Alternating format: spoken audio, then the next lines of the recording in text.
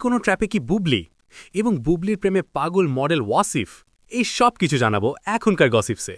So recently মিলি সুলতানা নামে একজন প্রবাসী সাংবাদিক ও লেখিকা নায়িকা বুবলিকে নিয়ে একটা বিশাল লম্বা পোস্ট করে, যেখানে নায়িকা বুবলিকে নিয়ে সে অনেকগুলো বাস ক্রিয়েট করে।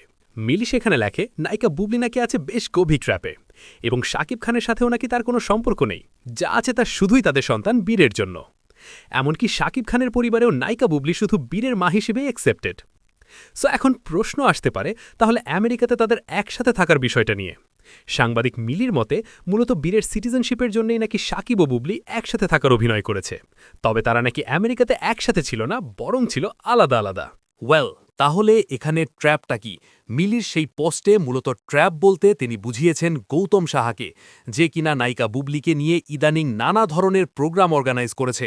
তবে মিলির লেখা সবথেকে শকিং ফ্যাক্ট হল, কিছুদিন আগে মডেল ওয়াসিফ খানের সাথে নায়িকা বুবলির একটা ফটোশ্যুট বেশ আলোচনায় ছিল, এবং এই ওয়াসিফের সাথেই নাকি রয়েছে নায়িকা বুবলির গুপ্ত অ্যাফেয়ার, এবং এমনও শোনা যাচ্ছে নায়িকা বুবলির সাথে মনোমালিন্য হওয়ার জন্যই নাকি নিজেকে শেষ করে দিতে চাচ্ছিল ওয়াসিফ।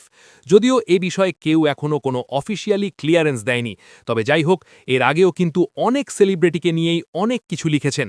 তবে তার লেখা এই পোস্ট থেকেই এই গুঞ্জন এখন সোশ্যাল মিডিয়ায়।